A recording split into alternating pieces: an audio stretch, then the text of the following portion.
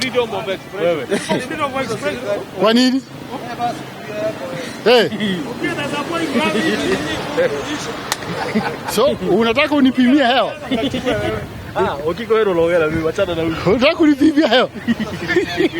Serikali ni nani? Karibu kuuza serikali. Ni gani hiyo? Gani? Serikali bandia. Serikali bandia. Kuuza harama lakini utakuta serikali. Bandia.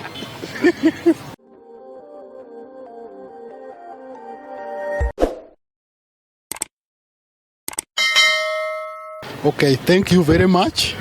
My name is General Okiki, a resident of Nakuru Town West constituency. Today's issue revolves around, number one, the Political Parties Act and the discipline in the political parties.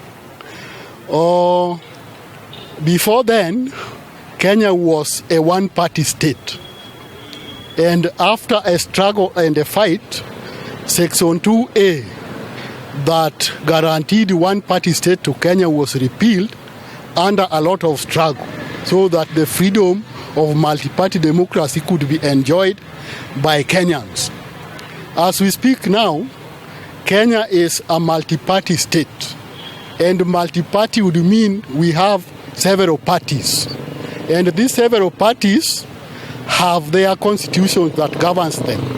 The Political Parties Act that was initiated by Parliament was to ensure that each party operates on its own and respects its party guidelines. The unfortunate thing just of recent, we saw some groups of members of Parliament belonging to various parties decamping to the side of the president. This we condemn to the highest terms possible, simply because when you are in a political party, it therefore means that you embrace the ideals of that party and you must respect the constitution of that particular party.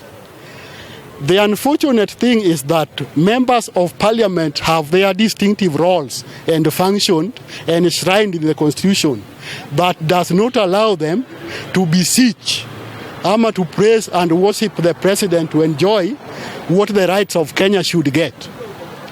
Each and every member of Parliament has his roles that he needs to play as a member of Parliament without having attachment to the president. We saw of recent some members of Parliament rushing to the presidency to claim that they are going to seek for development. These people take Kenyans for a ride because in Kenya, the body that almost do everything to the country is that Parliament. Members of Parliament are the people who normally approves even the budget for the president. It is them who almost do everything to the country. So, if, for example, the president in itself enjoys the support of MPs by even ensuring that what he gets is from the Parliament, then why again should parliamentarians rush to the president to owe allegiance to him? We are saying this. Members of Parliament, we are saying you must know your roles, of which number one is legislation, number two, oversight, and number three, representation. Those are the core roles of the MP. And anything outside that is maybe egocentric desires that they would want to benefit themselves. The president normally get approval from Parliament.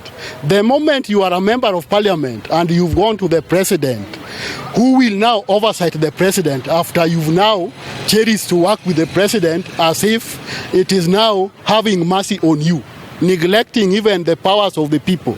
So to me, the president should not entice members of Parliament in the name of developments.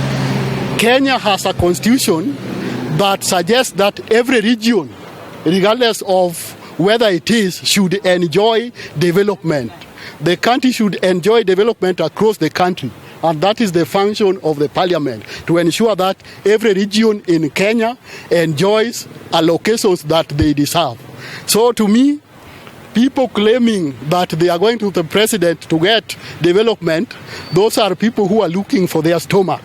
There is nowhere in the constitution that states that once you are elected, you must rush to parliament. We've even seen the analysis and even how MPs are being ranked.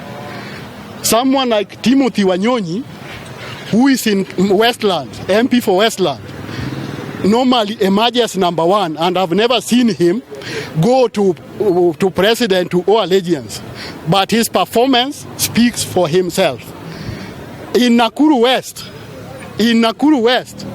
where the MP always alleges that he has to work with the president, when ranking is done, Nakuru West becomes number last. So, if it is on the basis of going to the president for you to get a development, why is Nakuru West normally ranked number last in terms of development? Or to me, political parties' act is clear. When one decides to go to the other party or to support another party like the ODM MPs who are now supporting UDA, the only discipline they deserve is to seek fresh mandate from the Wananchi so that they get free will to operate as UDA members. But when they call themselves ODM members and they sing the song of UDA, that to us is illegal, and therefore they should be freed so that they go fully and support UDA. That is my take on political parties or members who normally take different dimensions.